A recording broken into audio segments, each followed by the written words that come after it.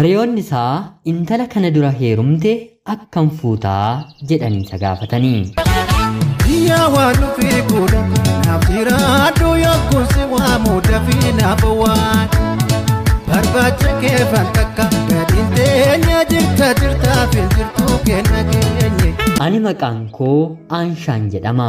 Bakkin dhaladheetti guddadhe Walloo magaalaa Sanbatee keessatti yeroo ta'u umrii koo waggaa 7 guutuun abbaan kiyyaa mana barnootaa na galchee hiriyoota koo umriin nama daalan waliin galeen barachuun eegalee barnoota kiyyaa seeraan hordofuu eegaleen anaa kutaa 3ffaa ga'u hiriyaan abbaa kiyya ta'e tokko baay'ee kan wal jaallatanii fi gaddaa fi gammachuu qe'ee keessatti kan waliif qoodan jaarsummaa naannoowwan garaa garaatti waamamanillee waliin hirmaatanii qooda isaanii kan bahan abbaa kiyyaan anaafis hiriyaa gaariidha.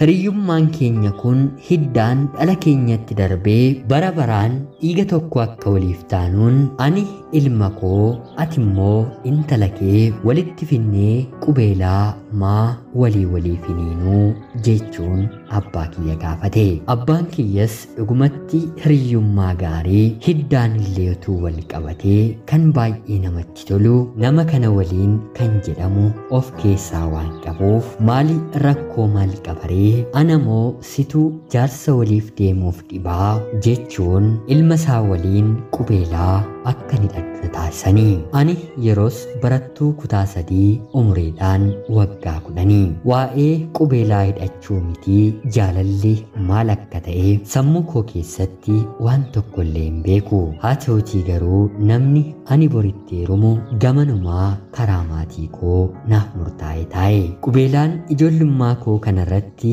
quba kootti hidhamee waan jiruuf barattoonni daree keessaa hundi isaanii yeroo harka kiyya arganitti ati heerumuuf malee barnootaaf fedha hin qabdu maaliif dhiisteen galtuu jechuutiin na aarsu. Ani garuu kun qooda kiyya miti qooda maatii kiyyaatii kaayyoon koo baradheen bakka guddaa ga'uudha jedheen mormeen ofirraa deebisaa ture. Barumsa koottillee laaftuu hin turre barattuu giddu galeessaadha.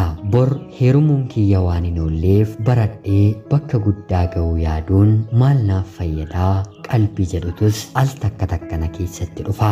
Otuun kanaan jiru barnoota koo jabaadhee baradheen kutaa 7ffaa umriidhaan waggaa 14 yeroon ta'u abbaan kiyyaa kanaan booddee barachuun ni sigaa hireen kee heerumoo waan ta'eef gurbaa ganamaan qubeelaatti hidhatteetti heerumii jechuun gaa'ela nuuf raawwatanii mana tokko keessa 2 taanee akka jiraannuuf na dirqisiisanii. Namummaan abbaa manaa koo kanaa nama gaarii ta'us ana biratti garuu gonkumaa jaalalaan liqimsamee nama jiraatu naaf ta'uu dide. Ijoollummaa kootii kaasee isatti heerumta jedheen doorsifamaa waan hin guddadheef waa'ee isaaf yaada hin taanetu qalbii koo keessa jira. Walitti gallees ganamaaf galgala anaaf inni wallollee walitti bu'u malee yaada gaariin jaalalaan waliin jiraachuun hin jiru. Har'a yoo anatu nagaadha ta'e inni immoo dhukkubsataadha. Inni immoo guyyaa nagaa ta'e ani immoo nan dhukkubsadha.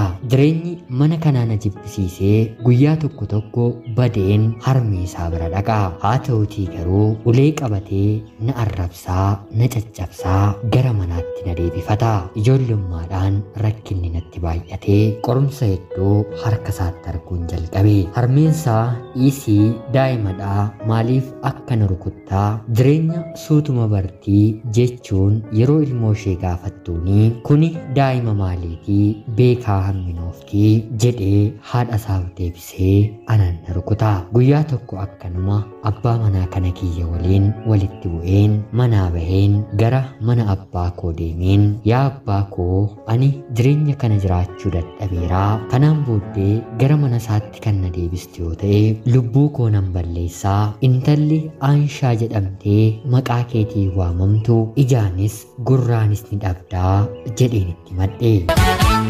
Yaa waan fi godha naaf jiraadhu yookuun si waamu dafii naaf waan barbaacha kee fantakka gadiin teenya jirta fi jirtuu kenna keenye.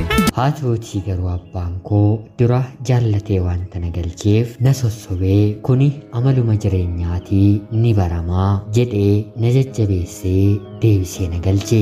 Ifti natti dukkanaa'ee dukkanni ifa natti ta'ee ifa kan addeessaaf aduu malee kan jireenyaa iji kiyya arguu dadhabdee guyyaa tokko wantan keessa jiru mucaa waliin barachaa turre maqaansaa Heedar jedhamutti bilbilaan tokko lamaan boo'een itti hime. Innis garaa dhiira garraamii yaada cooligaa hamminni jibbaa fi garaa laafaa waan na ta'eef homaa hin dhiphatinii umrii waggaa 15 kanattis jireenyaaf abdiin kutatinii jechuun na jajjabeessuu jalqabe.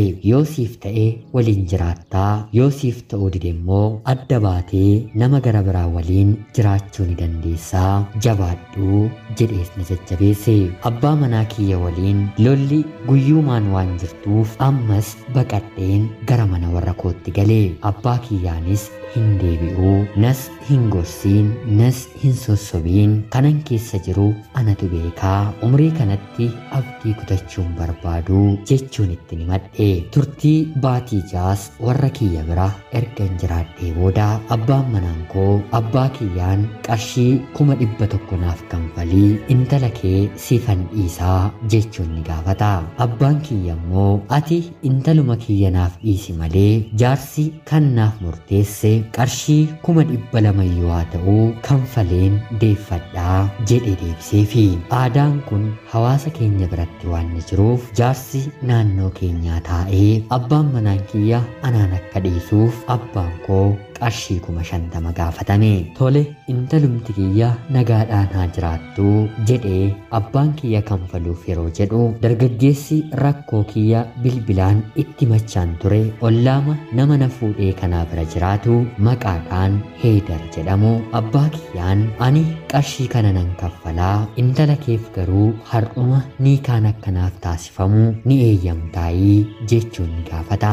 Abbaan kiyyas dhufee fedhii kiyya na gaafate. Anis nama na jajjabeessaa ture waan ta'eef eeyyee jedheen deebiseefi guyyaa sanas ni kaan anaaf isa gidduutti ta'e. Heedar na jaallatee na barbaadee rakkoo kiyya naaf hubatee rakkoon keessa jiruutii na baasee inumaa haadha manaa isaa na godhatee na waliin jiraachuu barbaadus hiriyoonni isaa garuu ati akkana utuu bareedduu dubartiin si barbaadan sitti heerumuullee danda'an hedduun utoo jiranii akkam dubartii heerumtee baate inumaa gabbartee fudhattaa jechuun akka ofitti komatuuf yaada garaa kaasanii fi haa ta'uutii garuu Heedar qalbiinsaa rakkina ani keessa jiruuf kan cabe jireenyi hiree rabbiitii mucayyoon kun ani fuudheen na dhiisteellee deemuu ni dandeessi wanti hin godhe hundumaa qulqullummaaf akka ta'e rabbi harka koo ni argaa hiree koos kan naaf laatu isadhaa jechuun hiriyoota isaaf deebise. Umurii daa'imummaan abdii kan hin dhabe abbaa manaa koo Heedar abdii argadheen karra jireenyaa naaf saaqamtee kunoo har'allee waggoota hedduu lakkoofsisnee rabbi kan nuuf kenne daa'ima 3 illee horannee gammachuu fi jaalalaan waliin jiraachaa jirra. Abbaa manaa koo kanatti anis ta'e maatiin koo gammachuu guutuu ni qabna. Otoo inni addunyaa kanarratti dhalatee naaf hin biqille ta'ee jiraachuu lubbuu koo har'a ga'uu isheettiyyuu shakkiin qaba. Yeroon rakkadhe jedhetti rabbi natti qabee rakkina koo keessatti abdii akkanaaf kennuuf nama dungoonaaf ta'edha. Har'as taanaan abbaa manaa koo Heedar lubbuu koon olitti nan jaalladha. Rabbi gaa'ila kiyya akka eeguuf daa'ima kiyyallee kan biyyaaf taatu akkanaaf godhuuf du'aa'ee keessaniin na gargaara. Ana obboleettii keessan Anshaa magaalaa Jiddaarraa ulfaadhaa gaatti galatoomaa.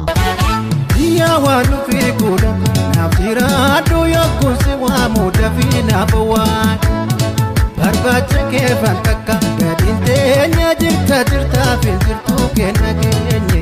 Yoyyaa shamaa akkam jirtu kabajamtoota hordoftoota qophii Oromiyaa 24 nagaaf jaalallee tokkummaan bakka jirtan hundaatti hunda keessaniif haa ta'u jecha guyyaa har'aas xalayaa obboleettiin keenyi Aanshaan magaalaa Jiddaarraa nuuf ergite isiniif dubbiseen hin ka'a. Akka isin irraa barattaniif hubannoo cimaarraa argattan homaa shakkii tokkollee hin qabu. Obboleettii keenya Aanshaa ergaa kee kana nuuf qooduu keetiif guddaa galatoomi jecha Rabbi maatii kee maatii milkii fi jaalalaa siifaa godhuu hawwii jedhu siif hin qaba. Kabajamtootaaf hordoftoonni qophii Oromiyaa 24 illee kadhannaa keessanitti obboleettii keenya akka yaadattan kabajaan isin gaafachaa. Qophiin guyyaa har'aaf isiniif qabadheen dhiyaadde kana fakkaatti. Haga yoonaatti nuuf feetoon jedhiin yeroo keessan naaf kennitanii na dhaggeeffachaa kan turtaniitiif guddaa galatoomaa jecha laayikii fi sheer gochuun illee tamsaasni Oromiyaa 24 irraa darbu guyyaa guyyaatiin akkasiin dhaqqabuuf mallattoo notifikashinii illee akka cuqaafattan kabajaan isin gaafachaa. Namoonni chaanalii keenyaaf haaraa taatan illee anaa dhufu kun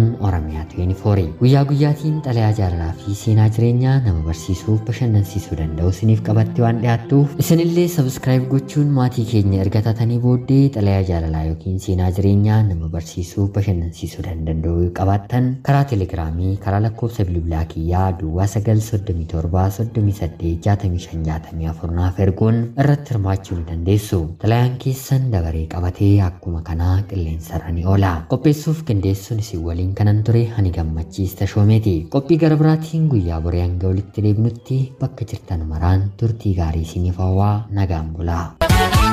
Yaa waan nufi godha naaf jiraadhu yookuun si waamu dafii naaf waan barbaacha kee fan takka.